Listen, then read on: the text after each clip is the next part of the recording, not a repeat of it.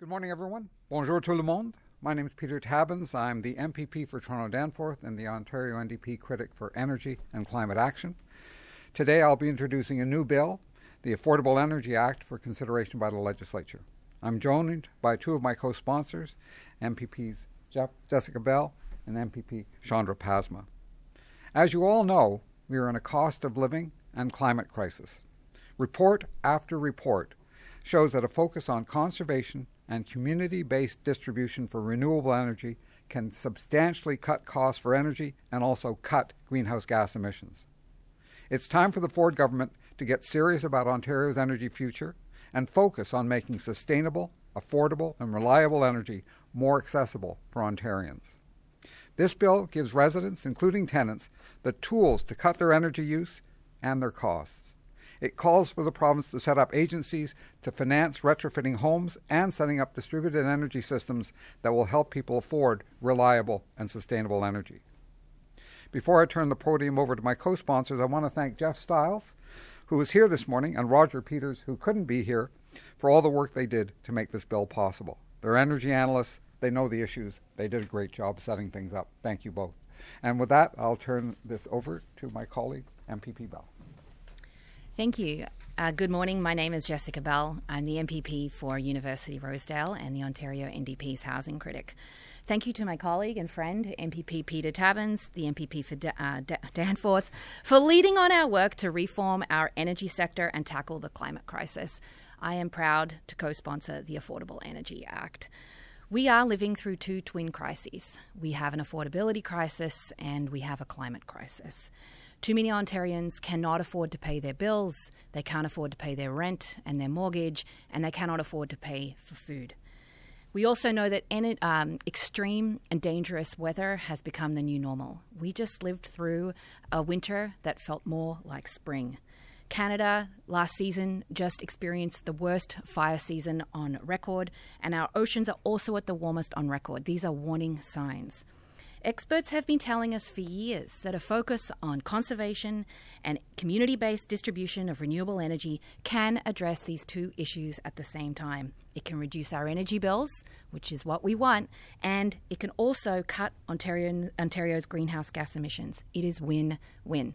The Ford government needs to get serious about Ontario's energy future and invest in generating affordable and sustainable energy that is reliable for more Ontarians. This bill is very practical. It calls on the province to set up agencies to finance the retrofitting of homes and to establish distributed energy systems so that will help people afford reliable and sustainable energy. It has worked in other states and provinces, and it is time to bring these innovative and practical solutions to Ontario. Thank you for sponsoring this bill, MPP Tabbins. Thank you. MPP Pasma. Good morning. My name is Chandra Pasma, and I'm the MPP for Ottawa West Nepean, and I'm proud to be here as a co-sponsor of the Affordable Energy Act. And I would also like to thank my colleague Peter Tabbins, MPP for Toronto-Danforth and NDP Energy Critic, for bringing this important bill forward. As MPP Bell mentioned, we are already seeing the impacts of extreme weather, and Ottawa has really taken the brunt of that. In the past few years, we have seen multiple storms take down power in parts of the city for multiple days. The tornado in 2018, the derecho in 2022, which took down power for up to 10 days in parts of the city, and then the ice storm in April 2023. These have a significant impact on community members, whether it's seniors and people living with disabilities who are trapped in their own home for days on end, low-income people who have to keep throwing out the contents of their fridge and freezers and who really struggle to replace those items, people who are forced to live without heat, the ability to cook in their own homes for days on end.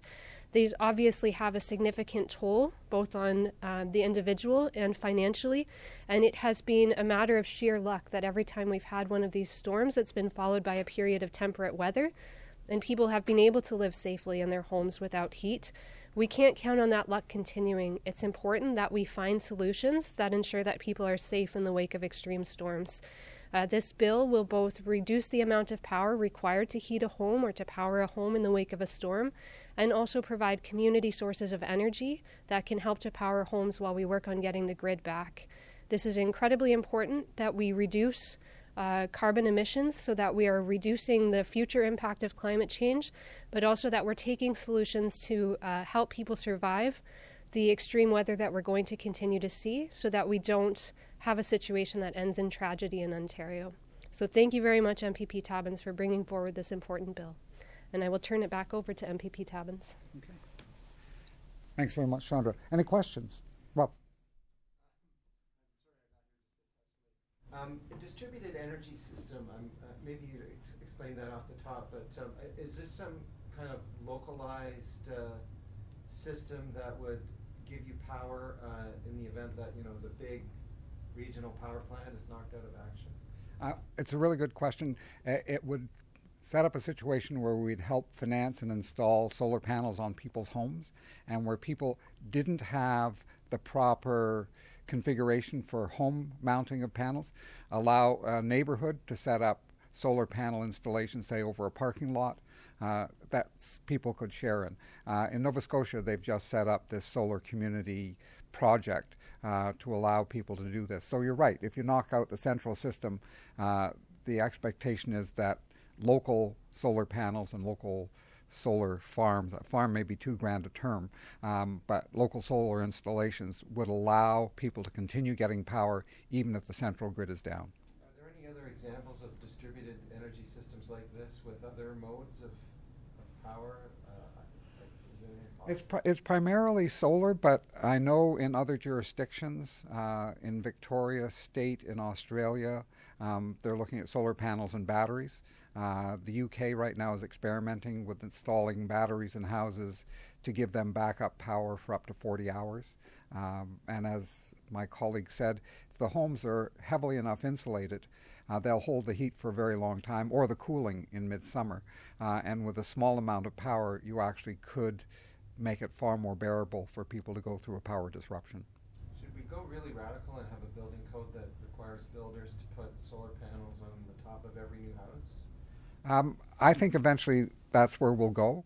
But I would say for the moment, the most logical step would be setting up this agency to provide financing and facilitate the whole process of installation. Is there anything now, sorry to monopolize the question, but is there anything, how much is there now to help homeowners retrofit like this? I'm not aware of. There's very little, and the federal program that was helping people is currently suspended, to my knowledge. What we're talking about is a larger scale than what the federal program addressed, so that you would have, on an ongoing basis, programs to provide financing and support to drive those changes with the existing housing stock. We've got something like 4 million units in Ontario that are vulnerable to power disruption, or as my colleague has said, are struggling with very high bills. I think we can, through this, offer support to all of them. Okay, I'm going to shut up now. Thank you. Don't hold back. We're very happy to be asked. Yes? No, I think you asked all my questions. You covered. Hey. I'm the one-stop shop. I know. It's experience, Rob. It's experience. Are there any other questions? Do we have any remotely? No. Nope. Okay. Thank you all very much. It's been a pleasure. Thanks, colleagues.